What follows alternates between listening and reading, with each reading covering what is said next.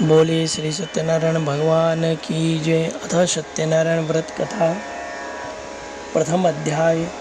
पावन तीर्थ स्थल नैमिषारण्य में किसी समय एकत्र हुए आर्याव्रत के 88,000 ऋषियों ने मुनिश्रेष्ठ श्री सुत जी से कहा कि हे मुनिश्रेष्ठ, कलयुग में मनुष्य वेद विधान धर्म विरुद्ध आचरण करते हुए पापों की गठरी के बोझ तले दबता जा रहा है। हे मुनिश्रेष्ठ, मनुष्य के कल्याण के लिए ऐसा कोई उपाय बताइए जिससे मनुष्य को पुण्य लाभ हो और उसके जीवन की मंगल कामनाएं पूरी हो सकें। तब श्री सुत जी ने कहा कि हे ऋषियों, आपने विश्व कल्याण के लिए बहुत अच्छा प्रश्न किया। अब मैं उस मंगलकारी व्रत का वर्णन करूंगा जिसके संबंध में एक बार ब्रह्मर्षि नारद जी ने भगवान लक्ष्मी नारायण से पूछा था और उन्होंने नारद जी से जो कथा कही थी, आप भी उसे चिंता मुक्त होकर सुने। ब्रह्मर्षि नारद जी मानव कल्याण की इच्छा से विभिन्न लोकों का भ्रमण करते हुए पृथ्वी लोक में पहुँचे। वहाँ अपने अपने कर्मों के अनुसार लोगों को दुखों से पीड़ित देखकर नारद जी बहुत व्यथित हुए। मन में विचार करने लगे कि इन प्राणियों के दुख का निवारण कैसे होगा। जब वह कोई उपाय न सोच सके तो तीनों लोकों के स्वामी श्री विष्णु भगवान के सामने उपस्थित हुए। वहाँ नारद जी ने श्वेत वर्ण 4 भुजाओं वाले शंख चक्र गदा पद्म से सुसज्जित देवों के ईश विष्णु भगवान की स्तुति करते हुए कहा कि हे नारायण, आप सर्वशक्तिमान सृष्टि के पालन करता हैं। मनुष्य का मन वाणी भी आपके गुणों का वर्णन नहीं कर सकते। आप सर्वश्रेष्ठ व सर्वोपरि हैं। आपका कोई आदि मध्य अंत नहीं है। आप सृष्टि के कण कण में विद्यमान हैं और अपने भक्तों की मंगल कामनाएं पूरी करने वाले हैं। मैं आपको नमस्कार करता हूँ। नारद जी की इस प्रकार स्तुति सुनकर विष्णु भगवान मुस्कुराते हुए बोले कि हे मुनिवर, आप कृपया निसंकोच होकर अपने आने का कारण बताइए। तब नारद जी ने कहा कि पृथ्वीलोक पर जन्म लेने वाले मानव अपने कर्मों के अनुसार विभिन्न योनियों में रहते हुए अनेक दुखों से पीड़ित हो रहे हैं। हे त्रिलोकीनाथ, मुझ पर कृपा करते हुए ऐसा कोई उपाय बताइए जिससे उनका दुख नष्ट हो सके और वे सुख संपत्ति को भोग करते हुए मोक्ष को प्राप्त करें। सृष्टि के पालनहार विष्णु भगवान ने कहा कि हे नारद, अब मैं ऐसे व्रत का वर्णन करने जा रहा हूँ जिसे करने से विश्व के सभी स्त्री पुरुषों को पापों से मुक्ति मिलेगी। निर्धनता नष्ट होने से मनुष्य सुख संपत्ति के समुद्र में तैरता हुआ आनंद पूर्वक जीवन यापन करेगा। श्री सत्यनारायण भगवान के इस व्रत को करने से उसकी सभी मनोकामनाएं पूरी होंगी। कलयुग में मोक्ष प्राप्ति का यही एकमात्र उपाय है। नारद जी ने जब व्रत हेतु विधि विधान की जानकारी चाही तो श्री भगवान नारायण बोले कि मनसा वाचा कर्मणा से शुद्ध होकर मनुष्य भक्ति एवं श्रद्धा भाव से किसी भी दिन ये व्रत कर सकता है। नैवेद्य आदि भक्ति भाव से अर्पित कर ब्राह्मणों को भोजन करावें, वह दक्षिणा देवें। इस प्रकार श्री सत्यनारायण की आराधना करने से सभी कष्टों से मुक्ति पाकर वह धन संपन्न सुखी होकर आनंद पूर्वक जीवन व्यतीत करता है। बोलिए श्री सत्यनारायण भगवान की जय। द्वितीय अध्याय। श्री सुत जी बोले कि हे ऋषि मुनियों, अब मैं आप सबको उस निर्धन ब्राह्मण की कथा सुना रहा हूँ जिसने श्री सत्यनारायण भगवान का सबसे पहले व्रत किया। श्री सत्यनारायण भगवान का व्रत करने से उस ब्राह्मण की निर्धनता दूर होने के कारण के साथ साथ उसके सभी कष्टों का निवारण हुआ। प्राचीन समय में वह निर्धन ब्राह्मण देवों की प्रिय नगरी काशी में रहता था। भिक्षा मांग कर वह किसी तरह अपना जीवन यापन कर रहा था।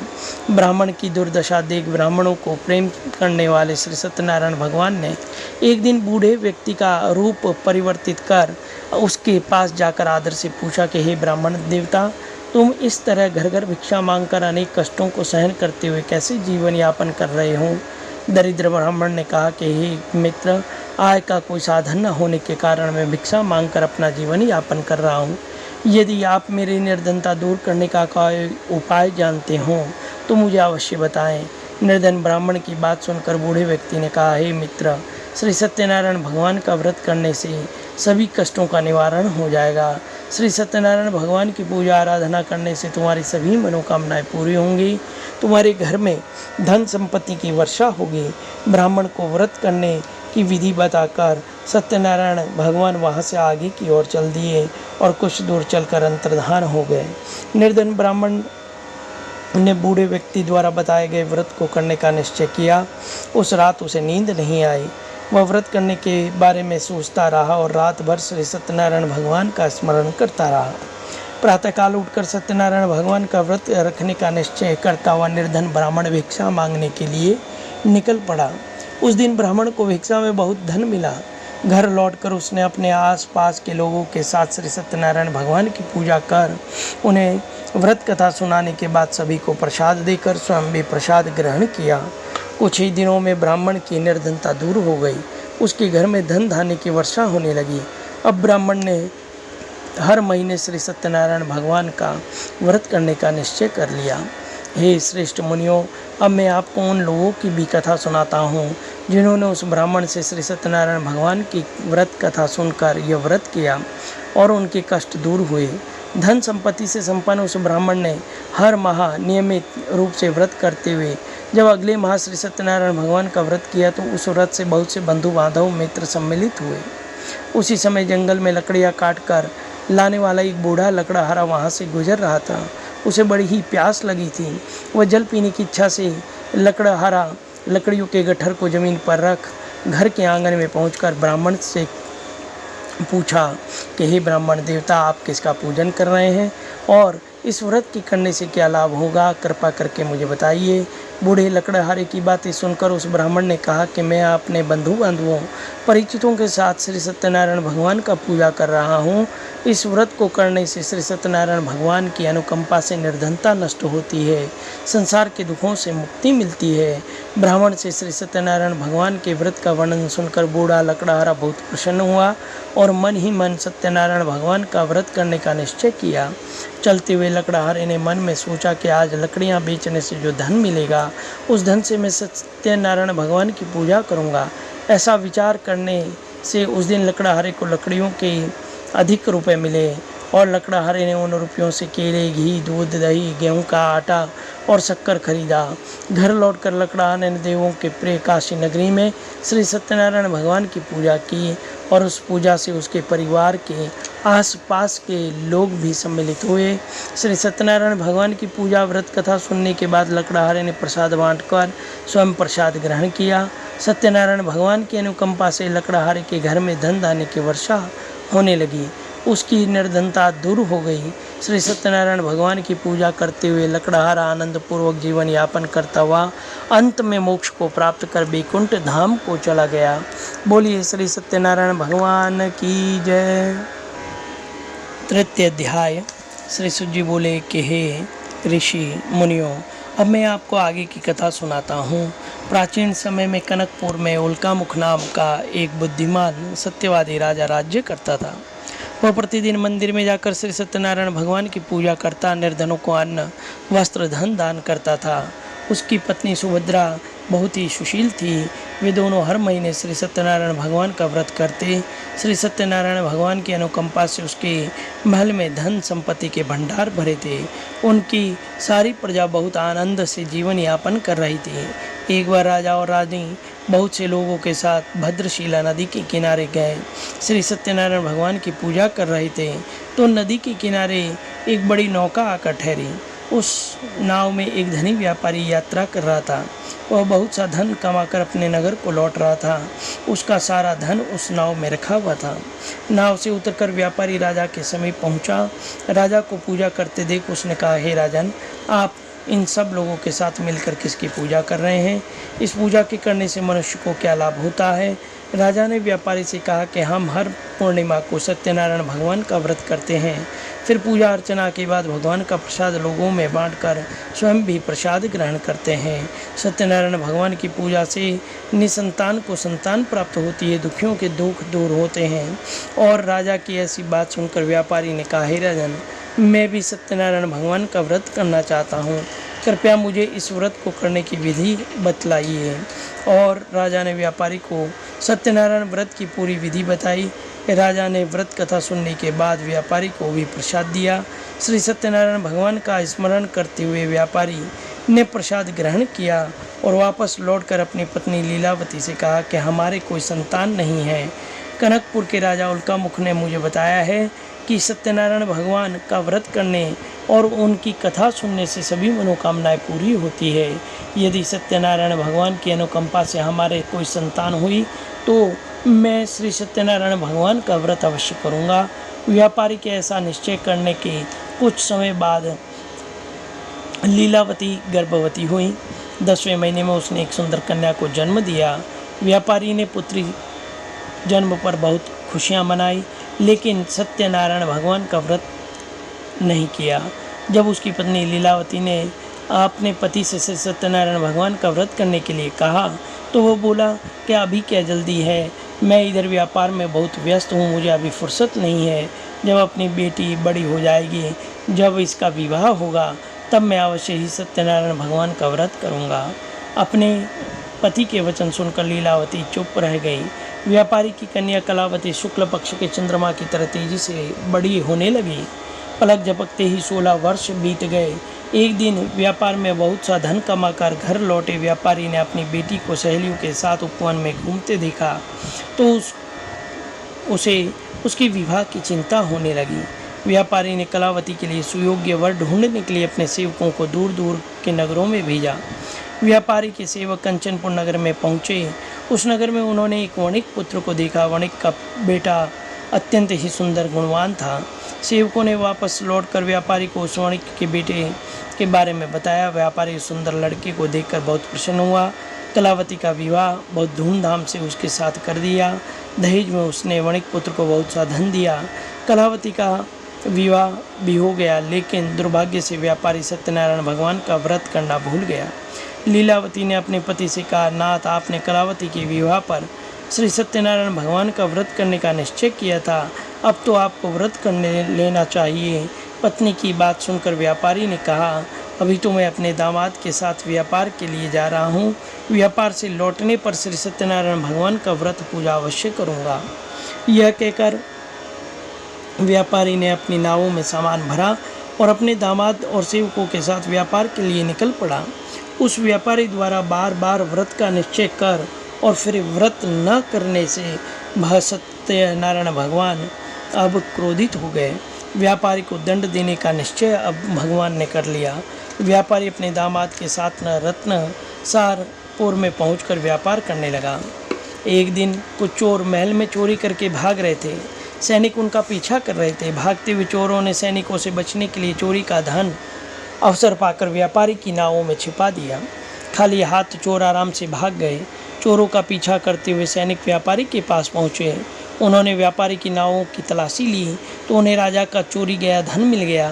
तब सैनिक व्यापारी और उसके दामाद को बंदी बनाकर राजा के पास ले गए।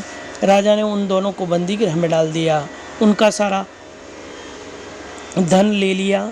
श्री सत्यनारायण के प्रकोप से उधर लीलावती पर भी मुसीबतों का पहाड़ टूट पड़ा। उसके घर में चोरी हो गई। चोर सारा धन चुरा कर ले गए। घर में खाने के लिए अन्न नहीं बचा। भूख प्यास से व्याकुल होकर व्यापारी की बेटी कलावती एक ब्राह्मण के घर गई। उस ब्राह्मण के घर में श्री सत्यनारायण भगवान की व्रत कथा हो रही थी। उसने भी वहां बैठकर व्रत कथा सुनी, प्रसाद लिया। घर लौटकर कलावती ने अपनी माँ लीलावती को सारी बात बताई। कलावती ने श्री सत्यनारायण भगवान की व्रत कथा की बात सुनकर लीलावती ने भी व्रत करने का निश्चय किया। अगले दिन लीलावती ने अपने परिवार और आसपास के लोगों के साथ श्री सत्यनारायण भगवान की पूजा की। पूजा के बाद सबको प्रसाद बांटकर स्वयं भी प्रसाद ग्रहण किया। लीलावती ने अपने पति और दामाद के घर लौट आने की मनोकामना से श्री सत्यनारायण भगवान का व्रत किया था। लीलावती के विधि पूर्वक व्रत करने से, प्रसाद ग्रहण करने से सत्यनारायण भगवान ने प्रसन्न होकर उसकी मनोकामना पूरी की। उन्होंने राजा चंद्रकेतु को स्वप्न में दर्शन देकर कहा कि हे राजन, व्यापारी और उसका दामाद बिल्कुल निर्दोष हैं। सुबह उठते ही दोनों को मुक्त कर दो, उन दोनों का सारा धन भी वापस लौटा दो। यदि तुमने ऐसा नहीं किया तो मैं तुम्हारा सारा वैभव नष्ट कर दूंगा। इतना कहकर श्री सत्यनारायण भगवान अंतर्धान हो गए।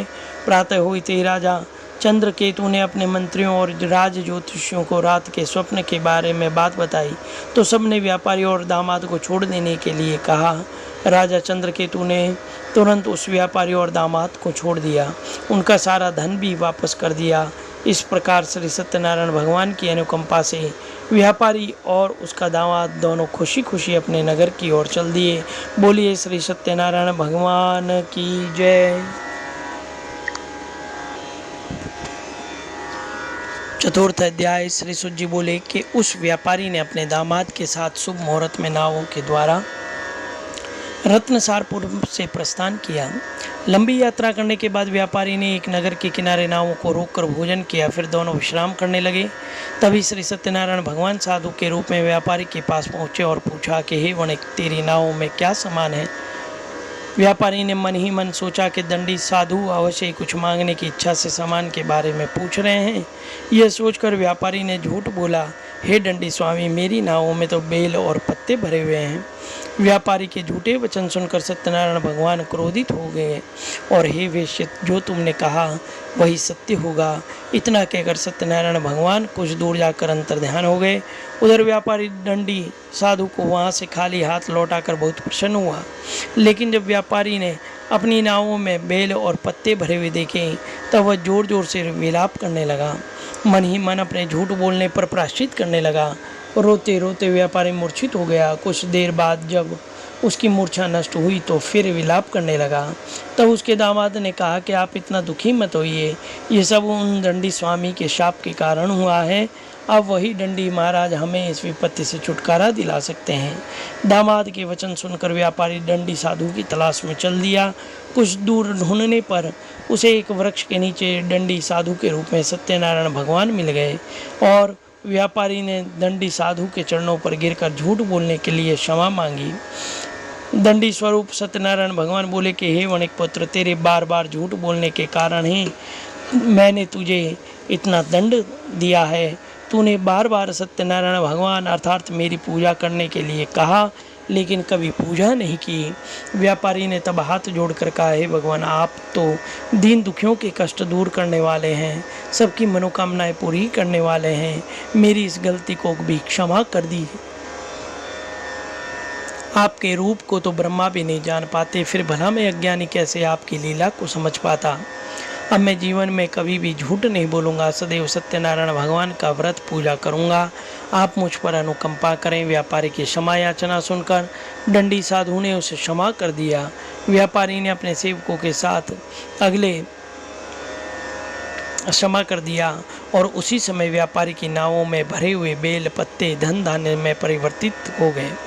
व्यापारी ने अपने सेवकों के साथ अगले दिन सत्यनारायण भगवान का व्रत किया और पूजा की। उसके सबको प्रसाद वितरित करके स्वयं भी प्रसाद ग्रहण किया। उसके बाद व्यापारी ने अपने नगर की ओर प्रस्थान किया। अपने नगर में पहुंचकर व्यापारी ने एक सेवक को अपने घर भेजा। सेवक ने उसके घर पहुंचकर लीलावती को सूचित किया। उस समय लीलावती कलावती दोनों ही सत्यनारायण भगवान की पूजा कर रही थे। पति दामाद के लौट आने का समाचार सुनकर लीलावती ने पूजा पूरी करके प्रसाद ग्रहण करने के बाद कलावती से कहा कि बेटी, मैं नदी किनारे जा रही हूँ, तो घर का काम पूरा करके आना। कहकर लीलावती नदी की ओर चल पड़ी। परंतु कलावती पति से मिलने की खुशी में प्रसाद ग्रहण किए बिना ही घर से निकलकर नदी किनारे जा पहुँची। उसके प्रसाद ग्रहण न करने के कारण सत्यनारायण भगवान क्रोधित हो उठे। उन्होंने व्यापारी की नावों को नदी में डुबो दिया। अपने पति को वहाँ न देख कलावती जोर जोर से रोना शुरू हो गई। तब व्यापारी ने कहा कि पुत्री, अवश्य तुमसे कोई भूल हुई है, उस भूल के कारण ही सत्यनारायण भगवान ने तुझे दंड दिया है। तब व्यापारी ने सत्यनारायण भगवान से प्रार्थना की, हे भगवान, मेरे परिवार के किसी स्त्री पुरुष से कोई भूल हुई हो तो उसे अवश्य क्षमा कर देना। तभी आकाशवाणी हुई कि हे वणिक पुत्र, तेरी कन्या मेरा प्रसाद ग्रहण किए बिना ही चली आई है। यदि अब घर पहुंचकर तेरी कन्या प्रसाद ग्रहण करके वापस आए तो उसे पति के दर्शन होंगे।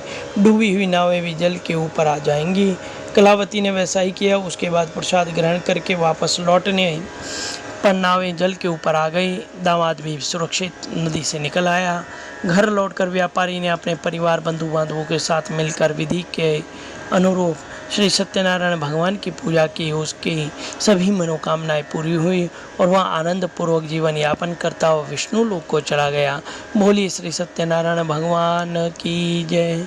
पंचम अध्याय। श्री सुत जी बोले कि हे ऋषि मुनियों, मैं और भी कथा सुनाता हूँ। कौशलपुर में एक राजा था तुंगध्वज। प्रजा उसकी छत्र छाया में आनंद पूर्वक रह रही थी। राजा तुंगध्वज अपनी प्रजा के सुख दुख का बहुत ध्यान रखता था, लेकिन एक बार उसने भी सत्यनारायण भगवान का प्रसाद ग्रहण नहीं किया। तब सभी को चिंताओं से मुक्त करके धन संपत्ति से भंडार भरकर प्राणियों को जीवन में के सभी सुख देने वाले श्री सत्यनारायण भगवान ने राजा को प्रसाद ग्रहण न करने का दंड दिया। एक दिन राजा तुंगध्वज जंगल में हिंसक पशुओं का शिकार करने निकला।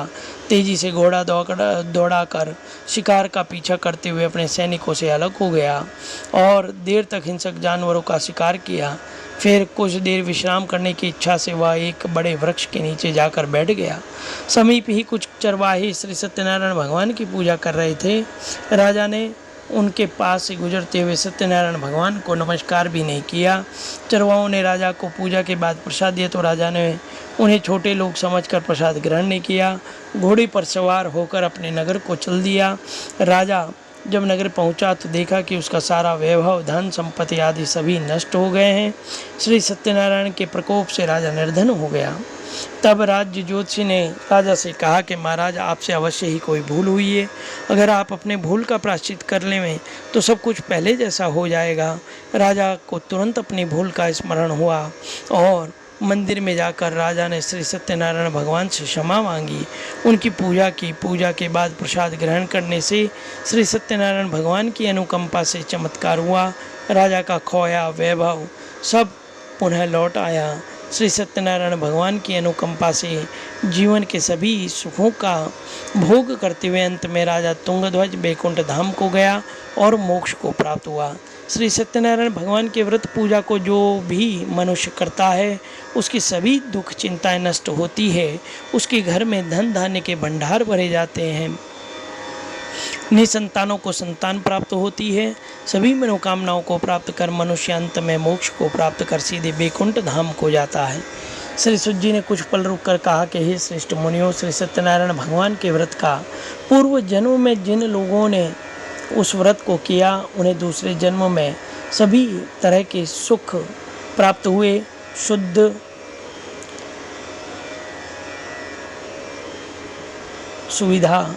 सुख और सुविधा प्राप्त हुई।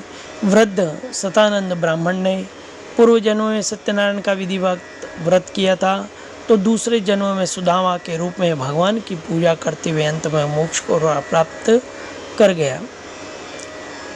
उल्कामुख नाम का राजा अगले जन्म में राजा दशरथ के रूप में मोक्ष को प्राप्त करके बैकुंठ को गए। व्यापारी ने मूर्ध्वज के रूप में जन्म लिया और अपने पुत्र को आरे से चीर कर भगवान की अनुकंपा से बैकुंठ को प्राप्त किया। राजा तुंगध्वज अगले जन्म में मनु के रूप में जन्म लेकर भगवान का पूजा पाठ करते हुए लोकप्रिय होकर सत्कर्म करते हुए मोक्ष को प्राप्त होकर बैकुंठ धाम को चले गए। हे ऋषि मुनियों, श्री सत्यनारायण भगवान का व्रत और पूजा मनुष्य को सभी चिंताओं से मुक्त करके धन धान्य आदि संपत्ति के भंडार भरकर अंत में जन्म जन्मांतर के चक्रव्यूह से मुक्ति दिलाकर मोक्ष प्रदान करता है। बोलिए श्री सत्यनारायण भगवान की जय। सनातन धर्म की जय। विष्णु भगवान की जय।